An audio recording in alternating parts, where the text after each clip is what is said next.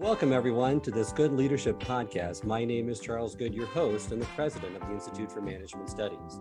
This podcast is designed to provide you with actionable insights and tools that you can use from discussing the research, stories, and background from recognized experts and practitioners to accelerate your impact in your current role. Well, welcome, everyone. In today's episode, we're going to be discussing an often underutilized and undervalued skill that every leader should be using more of, and that's storytelling. We're going to unpack some of the myths around it while giving you some great advice and tools so you can get better at this essential leadership skill. And for today's program, as my guest is Ty Bennett. He is the owner and CEO of the largest Ninja Warrior gym in the world, and it's not stopping there.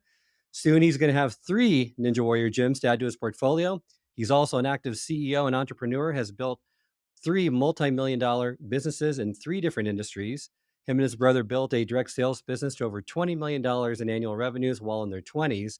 He has some of the most recognizable companies as clients in the world, such as Coca-Cola, Subway, Blue Cross Blue Shield, and Remax, to name but a few.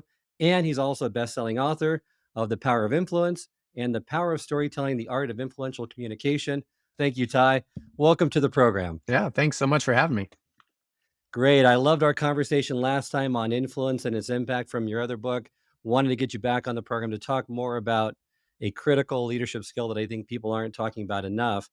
But before I do, have to ask you, what got you interested in this topic on storytelling? Where did that passion come from? Or Yeah. was there an inspiring mentor of yours that really kind of got you hooked into it? So for me, it was more of trying to dissect communication, what worked. As going back in my intro, you mentioned multiple businesses. My background is as an entrepreneur. And in my early 20s, when I was 21, my brother's 22, we started a business in direct sales. And to be honest, business did not take off like a rocket. It didn't have the growth right away that we wanted.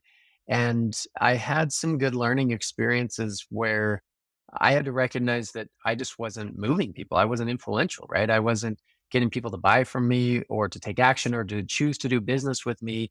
And so I did have a mentor who recommended that I record everything. And I don't know if you've ever done that, Charles. As people listen, it's an eye-opening and often painful experience to go back and listen to yourself. And I have listened to more recordings of myself than anybody should ever have to. I don't know if I'm a glutton for punishment or just not learning things that fast, but I started that at that age and would go back and listen to all of my sales pitches, all my communication, all my interactions.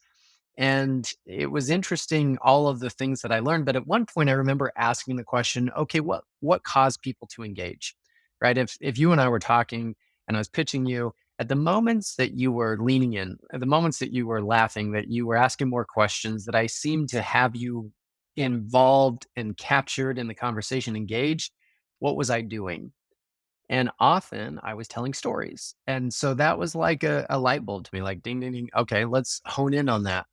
And so I started to practice it. I started to read books. I started to work on it. And as simple as this may sound, as I got better at it, our business got better. And so as that evolved, I used that skill for me. I kind of developed for myself, for my own use in the sales process and then in the leadership process.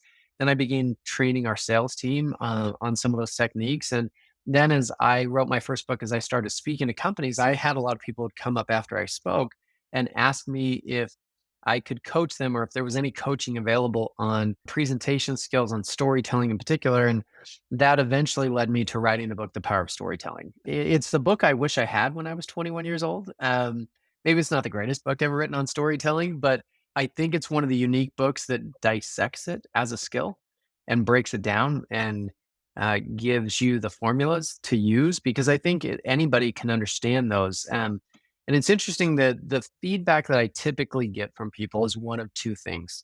For those who don't feel natural in storytelling, it's often very eye opening, right? As we break down specific formulas and different pieces, you're like, wow, I didn't realize that. That's interesting. There is a sequence to this and it makes sense. And for those who probably are pretty natural at it, they often go, I didn't realize I was doing that, right? Because there's an awareness to, oh, yeah, I actually do some of that. Like But once you understand it, then you can reapply it and you can hone it as a skill, right? So since I wrote that book, I've been able to share these concepts with, I don't know, hundreds of thousands of people around the world and break that down and help people with it. And sometimes on a one-on-one level, really like working on presentations, and sometimes more specific to the principles around it. And so for me, I've come to realize that whoever tells the best story wins. I don't care what industry you're in. I don't care. Like the stories have a unique power over people. So, with that being said, why don't you think it's more utilized by leaders? What's the one thing that's really holding them back from using it more? I'm going to answer that with two things. One is I don't think that leaders, just like anybody else, have developed the skill to a level that it's as effective as it could be. Often, right? For some reason, we often just take communication for granted. We think we should just, be good at it, and we don't spend the time to practice it and hone it and develop it as a skill. So I think that's one reason. The other thing is I think that people think it takes too long, right? We're always in a hurry. We have a lot on our plate. There's a ton to try and communicate. And sometimes for the sake of being succinct or trying to get as much information as quickly as possible to our people, we miss the concept of being able to communicate that effectively in a way that is truly engaging and understood. And so, yeah, sometimes I think it's put on the back burner because we feel like we don't have time for that. And um, we could sit and argue it, but I think that it is one of the most underrated skills in business. Well, that's good to know because a lot of time I get from leaders, from people that I talk to, well, I'm just not a born storyteller. It's just not the way I'm wired, but that's really not the case. It's a practice that can be learned and improved For over sure. time. For sure, and, a lot of people come up from more of, like, an analytical standpoint, right? And so they look at facts and figures, and I'm not saying those don't need to be there. I'm just saying they don't actually move people, right? If we're emotional beings, we move based on emotion, and stories bring emotion into the conversation, and so can we make those facts and figures come alive? Can we add context to it? Can we add clarity to it? That's what stories do. The other common question I get around people not utilizing it is I just don't have any good stories. I Hmm. don't know where they come from. I can't find them. What would you say to those individuals that say, my life is really not filled with any compelling stories? Well, a couple of things. One, I think sometimes simple stories are just as effective. We often think that it has to be this shock and awe, grandiose, life altering, escaping death kind of story, and that's not necessarily the case. Like when I speak, I share all sorts of different stories. I share little interactive stories with my kids at the kitchen table. I share, because those can be poignant too when used in the right place and for the right reasons. So one, I think we all have stories if we pay attention. It's hard to be fully aware of those and to recognize those. But two, they don't have to just be our own experiences. I think the more personal the story is, the more powerful it becomes because it's uniquely yours. I can't steal your story, Charles, because you've experienced it, right? That's yours to share. But we can find stories in a lot of ways. You can find stories from movies, from books, from articles, from other people's experiences. We can beg, borrow, and steal, like all sorts of stories. So, as an example, in our direct sales business, we sold certain products, and early on, what I would notice in is there'd be some story that would come out about the effectiveness of a key product, right? And kind of everybody would use that story until they had their own story, until they had their own experience, right? And then they can more personalize it and adapt and use their own story. But for the sake of having a story that highlights the effectiveness of that product, maybe that's where you start. And you might not be in a situation where it's a product, but maybe it's, the strategy that you're laying out. Maybe it's as you're sitting down one on one and you're working through specific situations with one of your people, and they're presenting, this struggle. You might not have had a struggle with it, but maybe there's somebody else on the team who has. Right? It doesn't have to necessarily be your story in every story that you tell. Great insight. So it starts with awareness.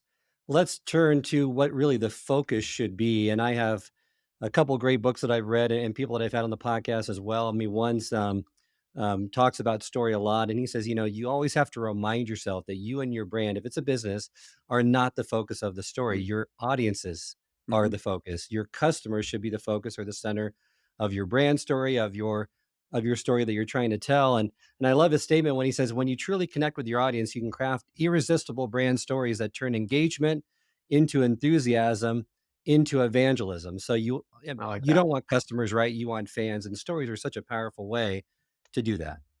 Well, one thing that we forget about, and we don't even think about, is just the simple fact that stories are memorable and easy to retell, right? So if we can create some of those brand stories that you hear it as a customer and you can go and retell that story, you then create some momentum. Same thing happens with like a funny ad or something, right? Like if you can hold on to it and retell it, then it becomes a useful piece that gets some momentum and it has legs. You're right. One of the other reasons that I've seen that makes stories so effective is that people are less likely to argue against stories in an advertising campaign or a For sure. claim, right? Because it's harder to argue with someone's personal story or account. It may not be what you experienced, but it is what they experienced and perceived. What are some of the other reasons why stories work so well?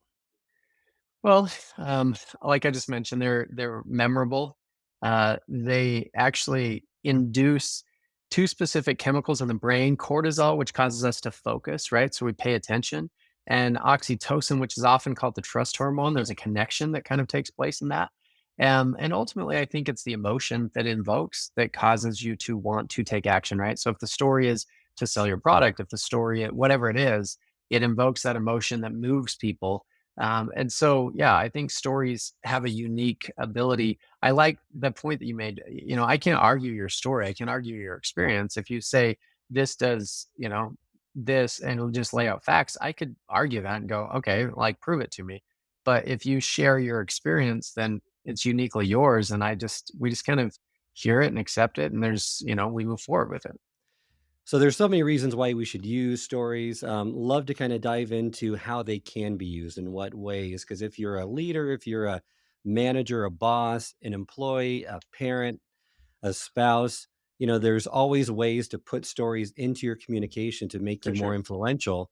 And you list 5 different ways. I like to talk about maybe 3 or 4 of these because with anyone giving a speech, a presentation, and you and I have seen this a lot, with my business, with your business, you kind of dread when that speaker comes up and they start giving you an agenda or thanking everyone when they really should be opening with a compelling story, right? Yeah, I think that's one key piece is right. It grabs people's attention right away. It's a great way to start. It's a great way to end. You leave them with something that it has some emotional connection to it, right? You leave them with hope. You leave them with some kind of call to action, and stories can kind of envelop that. But I think it can also be used to either introduce or validate a point. So, that could be like, here's the strategy that I'm laying out. And I could tell you this is the strategy, and then I could give you a story of how that is. Or I could use the story to introduce the strategy. It just kind of depends on the setup.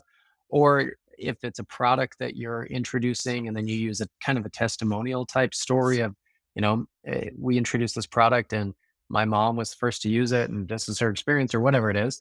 Um, and so I think we can use those from that standpoint. Is there's a validation piece to it.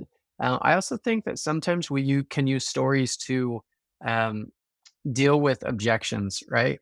As people want clarity, or they have confusion, or they have questions, concerns around any specific thing.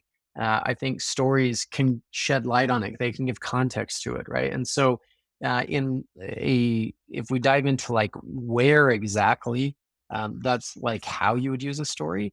But I think leaders use them in a lot of senses. I think we use them in one-on-one conversations, right? To share personal experiences, to connect, to share a new concept, or kind of change a thought process of like, okay, you're butting up against this.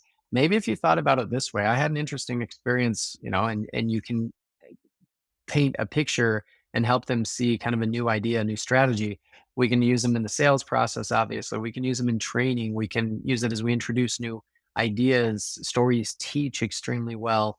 You mentioned as a parent, I have 5 kids, and I find myself constantly sharing stories. Some are my own personal stories or other things that I see, but There's such a good teaching moment. And so, yeah, I think we should, as leaders, we should be constantly on the lookout for stories to use in the context of the conversations we're having. I agree with you, and really using less of those facts and figures and statistics, or putting it and weaving it within a story is so much more effective. I like how you mentioned handling objections because you have a good framework for that, that feel, felt, found framework.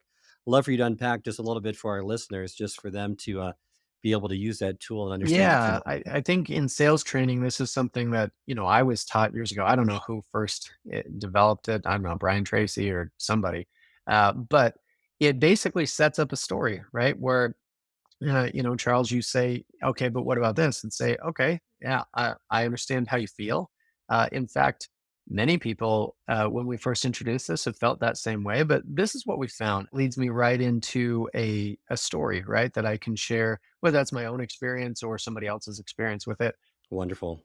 Love that framework, and that's a nice way to kind of position a story and then leads you into a story after an objection by someone else. The one thing that really stood out with me in the book are a couple things. One, and I've heard you say this in your presentations as well in your programs, is that you don't retell a story, you relive a story. And there's really a couple things that you need to be mindful of as you're trying to relive a story. And I love for us to go through each one of these three because I think they're so impactful. They're in some cases maybe common sense, but as we know, common sense isn't common practice. So the first thing that you mentioned about you don't retell a story, you relive it, is that you need to place your audience into the scene. How do you go about doing that? Yeah, I think, if I relive a story, you're more likely to relive it with me. And so I want you physically there. I can physically place you in the scene one of two ways. I can say, imagine being here, right? I want to engage you, like let you sit in it and see it. Or I can say, if you had been there when. And just by physically placing you there, like I'll just give you an example, Charles. We're talking to leaders. I could say, I don't know if you've ever had to interview somebody before, but I remember the first time I had to interview somebody, I was so nervous. And if you'd been sitting in my office with me, I'm sitting behind my desk. My knees are shaking. The person's walking in. I'm in an interview. I still don't know what I'm going to say. I'll just pause right there. What are you picturing, right? Like, you're starting to see it, the desk, like, all I had to do is one little line of text where I said, "If you had been sitting in my office with me." And so if I can put you there, then you can start to kind of co-create the scene around you and visually start to see it, and so it becomes more real. And you also encourage people to use more you language instead of Mhm. I. So instead of saying I was standing on my back porch, instead say if you had been standing with me on my back Yeah. porch. Yeah, and even adding to that, I think there's a way to create curiosity, which is I think is an important part of this. Instead of just jumping in and saying like, "Let me tell you my story," because whether it's conscious or subconscious, you kind of don't care if it's just about me. So how do I make it about you? And just ask like a simple you focused question, right? And we're talking, say, "Have you ever had this experience?" You're like, "Yeah, actually, all the time."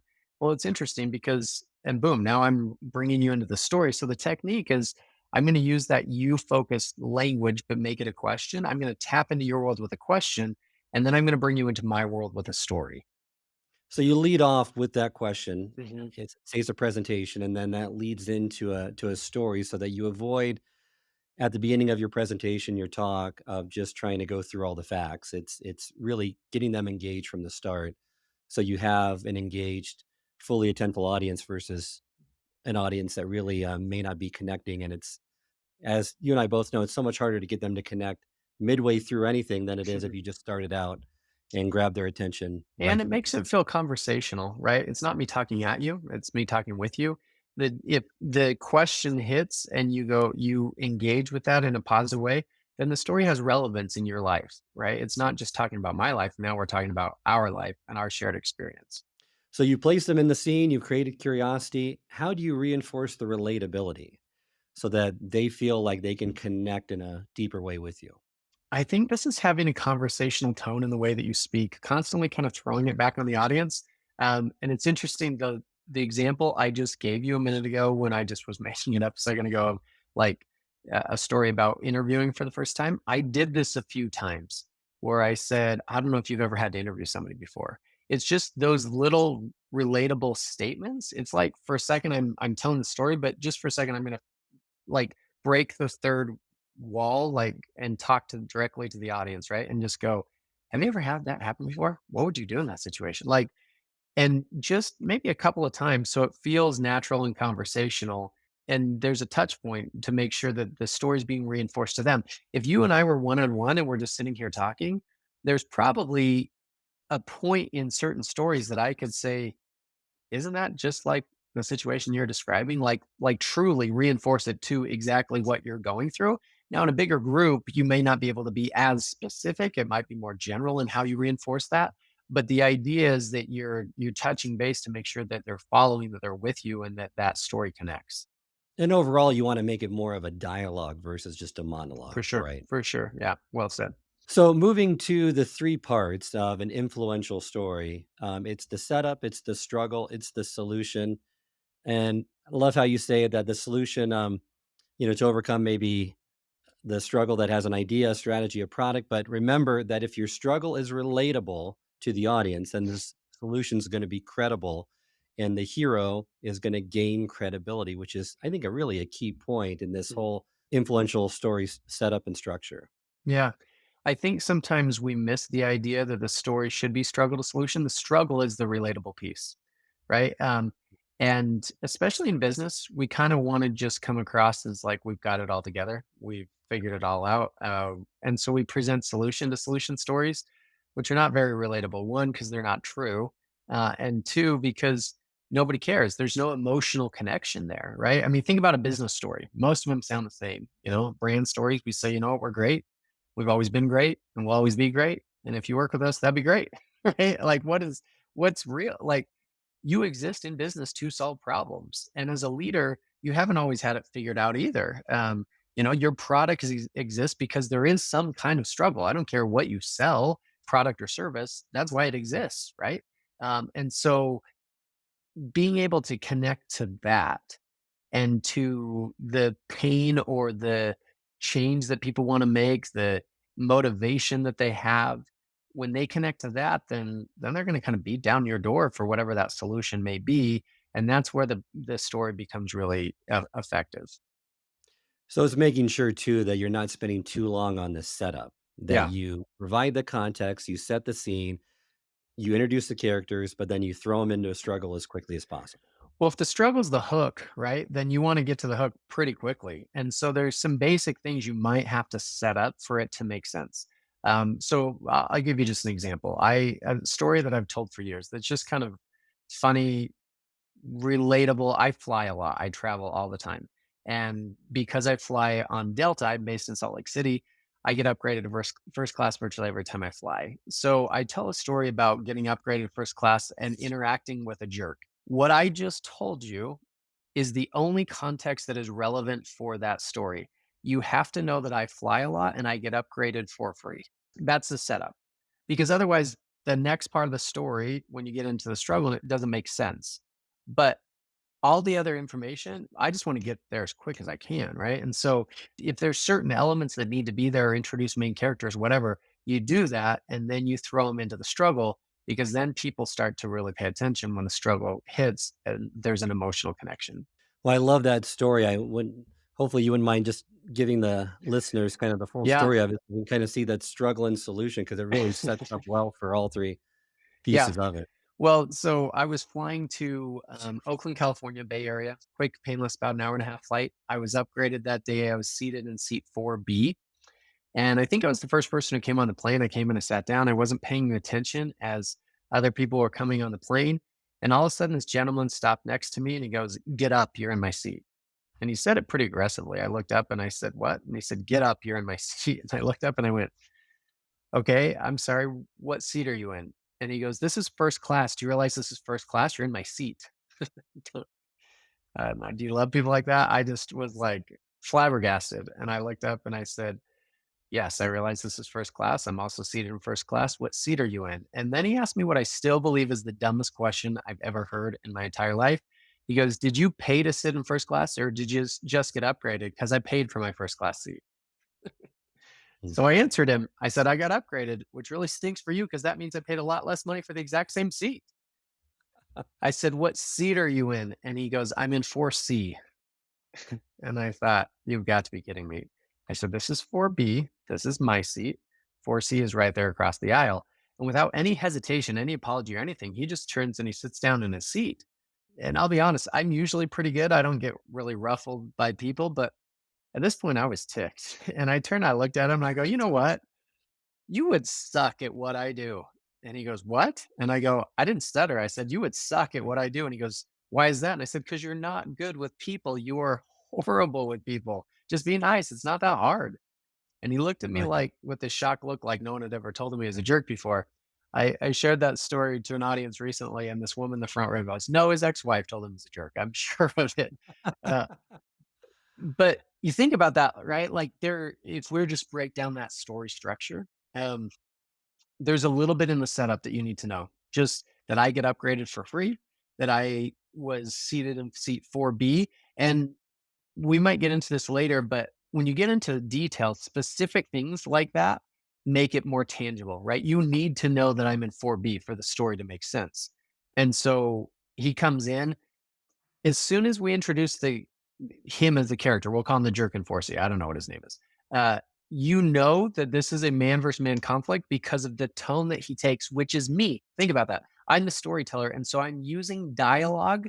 I didn't tell you about it. I'm reliving it as if I'm the jerk saying it, and then I'm responding, right? And if I was standing on a stage, there'd be some other elements that come into play in terms of posture, hand gestures, other things like that that you're not seeing in this version of it. But the struggle is introduced, and then that conflict kind of escalates, gets bigger and bigger because of the back and forth, the exchange, right? And then it's finally relieved. Um, that is a struggle to solution story, and we all have those. I mean, think about any bad and here's an interesting thing, Charles. You asked me a question before of like when people say I don't have any good stories. Sometimes if you approach it from asking the question, what's a good story that I've experienced? That's really hard to come up with. But if you were to sit down and approach it from like, where have I had struggle? That's actually a really good exercise. Like man versus man struggle, bad customer service, bad interaction, tough relationships, where like arguments, like been treated poorly, etc. Now, the reality is not every struggle has a solution, and therefore not every struggle creates a good story. But every story has a good struggle, and so sometimes retaining that, and we also retain bad experiences better than good experiences. I don't know why that is in our brain, we just do. Well, I do know why. It's heightened cortisol. When you have a bad experience, you have 5 times the amount of cortisol pumped into your system than you do when you have a good experience, the amount of oxytocin pumped into your system. Our brains are wired to protect us, and therefore we hold on to negative experiences more. But because of that, we can lean into that and try and use that to identify the stories that work. That's a great insight with the struggle. Just identify the struggle. You list 5 different types of struggle, the man versus man, and you give examples of different movies. I mean, that could be Rocky, Man versus Nature, could be Twister. So that it gives you that framework to say, okay, now I can see where maybe I would have a story where, like you were saying before, I just don't have any great stories. But this provides, I think, a more compelling or just more relatable framework that they can say, yeah, I can see where some of my stories might fit into some of these struggle I also story arc. think sometimes we are dismissive of our own experiences. Like, I've done enough of this coaching other people that I can hear someone's story and the way they tell the story, they're just like, well, it's just like a normal interaction. I could retell that story and make it a story that they're like, that sounds amazing. But often it's because we just don't put much weight in our own experience, right? Like we lived through it, not a big deal. And yet somebody else has something very similar and like, holy cow, that's pretty amazing. And so some of it is to be able to identify, you know, what we've been through and the real learning experience that we have. The awareness piece is hard, right? For a lot of people, it's hard to recognize that, and so sometimes you do need some outside input and some other people to help coach that along and for to help you see it. I agree with you, definitely do, and that's really helped me along the way as well. Like to move now into some of those tools that you give, which are some really great tools in this book that provides this structure to help people create these compelling stories. And the first are the 2 C's that make stories more compelling. It's curiosity, which we've kind of touched on, because every good story engages the audience with curiosity by creating questions that the that are in the audience's mind, questions that will be answered by the time the story ends, hopefully. But characters, we really haven't gone into much. Perhaps you can give us some more insight around characters. And I love the story on your mom and the story that you created with her with the galvanic spa when you and your brother were first starting in the business and you needed credibility and you wanted to make sure that the character fit the intended audience that you were going after. Yeah, so I think giving some insight to the characters and then bringing them to life, right? Using some of the other tools, whether that's uh, dialogue, giving them a voice or to personify them. Like there's almost an act out, right? Certain posture, certain, I mean, if you can do an accent, great. I can't, I'm not that talented, but like anything like that, that kind of makes that character come alive. But in certain situations, the right characters can be the connection point, right? So what you referenced, we had a device that we sold early in our business that was angled at middle-aged women. I'm not the target audience, right? Like, and so I can't connect. I don't have a level of credibility there. And so I thought about, okay, who's literally when that product came out, I was like, who is the person I'm closest with in that target audience? It was my mom. So I sent her one. I was like, hey, you need this product. You need to try it out because one, I want to see how it works. And then from there, I could use her story and that character for her to be the connection point, right? So if I'm talking to in that situation, the target audience, a middle-aged woman, I can say, you know what? My mom had an amazing experience with that. And let me tell you, and my mom becomes the connection, right? Because they connect to the character. Sometimes people connect to different things in a story. It could be the struggle, could be the character, it could be you as the storyteller. Like there's lots of different connection points. And so thinking thoroughly through that and being strategic about it makes a lot of sense. And many times your characters are the strongest connection to Mhm. your audience. For sure. So you have to identify those correctly. And it's not you being the connection point, it's you identifying the right character to connect in with the audience. And one thing I love how you say at the end of this section is really it's if you can step back after you've told the story and ask yourself how was it delivered, how was it received, you're going to be light years ahead of most people because they're looking at what did I say it correctly? They're not even looking Yeah. at and thinking about the connection with the audience, which is really what it's all about. Well, go back to you made a point earlier in this conversation that the focus of a story is about your audience, right? If that's the case, then we have to ask different questions both before and after stories in our assessment of them. It's not, did I say word for word what I wanted to say? It's did that connect and why? What connected? So that I can focus there. And if it didn't, why? Did I mess it up? Did I approach it totally wrong? Did I stumble through it? Was there a major distraction in the room setup? Like there could be a million reasons why. But yeah, I think if our focus is on the audience, then we approach it and assess it from that vantage point. So great. And what you said earlier makes so much sense too. In recording yourself, it's Mhm. really difficult to do. It's humbling, but it's the one way that's going to improve your performance, probably more so than anything else right from the start, if you honestly look at it and critique it the right way so that you can improve over time. This is what I do for a living. I mean, literally, I speak to companies and audiences all over the world. I have for 13 plus years. This is the main thing that I do. I also teach storytelling as probably the main topic that I speak on. And so I'm dissecting this and I still listen to myself after every speech. Like I walk through the airport with my AirPods in, I'm listening to the speech that I just gave. And sometimes I'm still amazed, like, what? Like, why? And just there's little tweaks along, hopefully over time they become smaller and smaller tweaks, right? But sometimes I'm like, holy cow, that whole section, like, that's a disaster. But that's the work, right? That's how you get better at anything, right? If I were a basketball player, I would be after a game studying game film. That's what you do, right? And you dissect it and you go, okay, I need to apply this here and like this scheme, like that's what. And so if you're going to master something, that's how you approach it. You're right. And getting that practice, getting that feedback is so critical. And just being able to give it as well as receive it is equally critical. If you are recording yourself, if you're having someone else watching it, I know you advocate for role playing as well with other Mhm. people so For they can sure. give you advice and critiques on what you did well and what you didn't do that well so that you can improve over time. Let's move into the 2 Ds that make stories dynamic. Just maybe we can focus on one of them, and that's it's dialogue and details. Dialogue is so critical because you don't want it to turn into a monologue. But how do you create dialogue in your stories, and what's the right balance? I think understanding one, the importance of it. Dialogue just brings a story to life. It brings a character to life. It puts it in present tense. You're no longer narrating a past experience. You're reliving it. Mark Twain said it well. He said, "Don't tell me that the lady screamed. Bring her on stage and let her scream." So dialogue has two main purposes. It's used for impact and humor. So when you want something to be funny, like if you study humor, and I'll just give you this idea. Humor can be learned, but if you're not really gonna dive into it, if you're not funny, don't lean into it. If you are, lean into it. But dialogue in humor is a huge piece. But for more often than not, it's impact lines, right? So the key takeaway line, the lesson from the mentor, the key idea from the customer's experience, the feedback that they gave you, whatever, like, can you put that in dialogue? Can you allow the character to say it?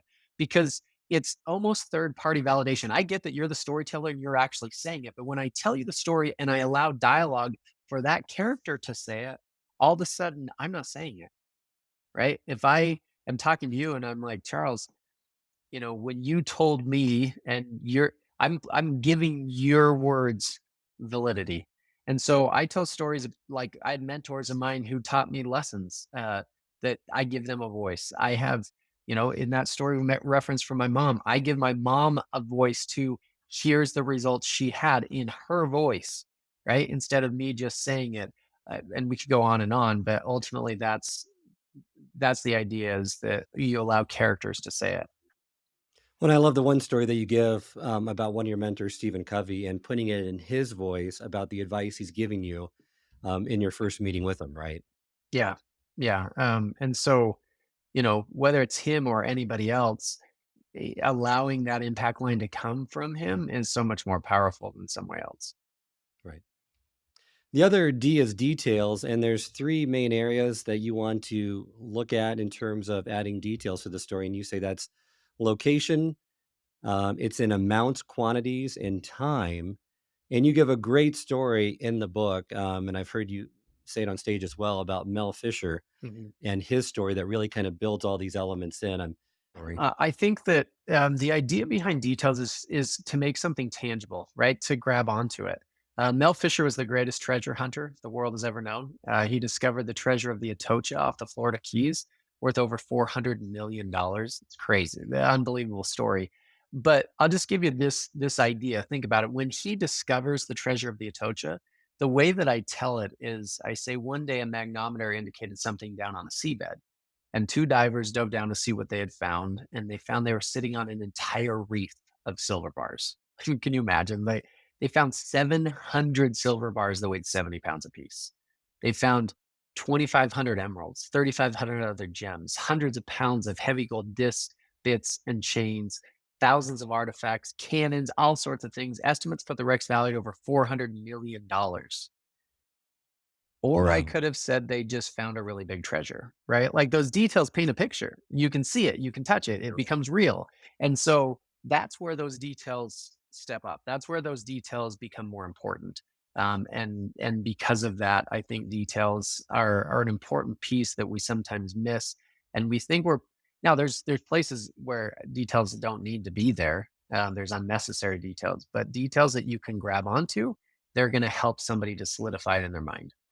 Great stuff. The location, especially what you mentioned earlier with just setting that scene of where it's located. Don't tell them that they're in a hotel in Las Vegas. Tell them they're at room 302 in Caesar's Palace. Put them into the scene and provide those details that really help them do that. And even with time in that Mel Fisher story, you stated that his wife broke the record for being underwater. And you just didn't say it was, for a long time. It was 55 hours, 37 minutes, 11 seconds.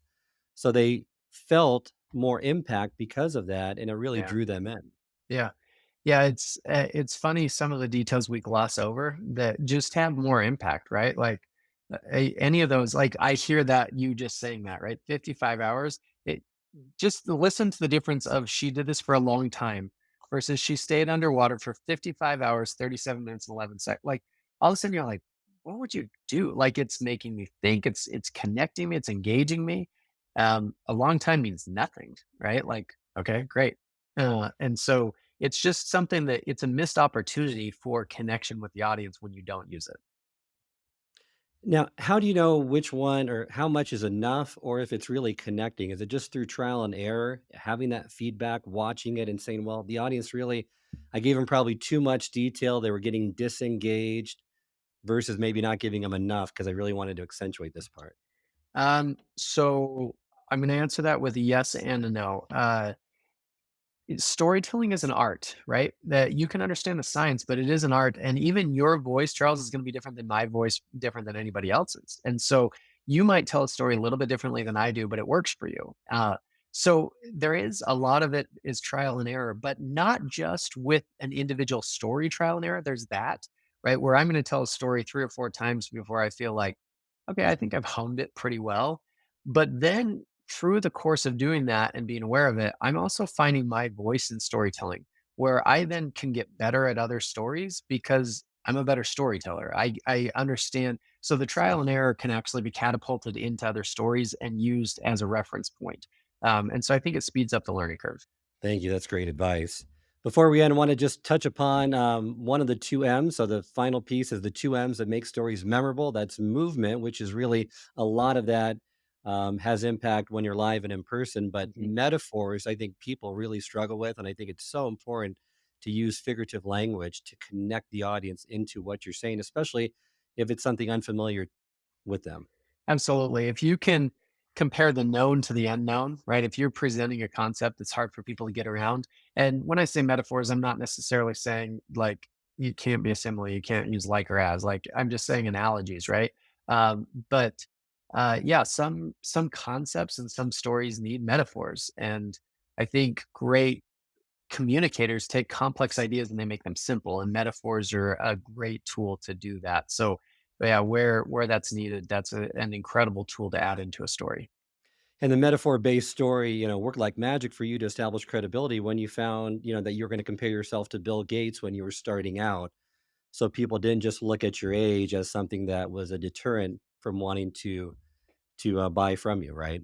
Yeah, for me, I recognized that when I was 21 and I looked probably 12, people weren't taking me seriously just based off of my age, and so it was an objection I had to address. And from the way I figured out how to do that was a metaphor based story where I could say, you know what, if you remember, Bill Gates was 19 when he dropped out of school, and people thought he was crazy.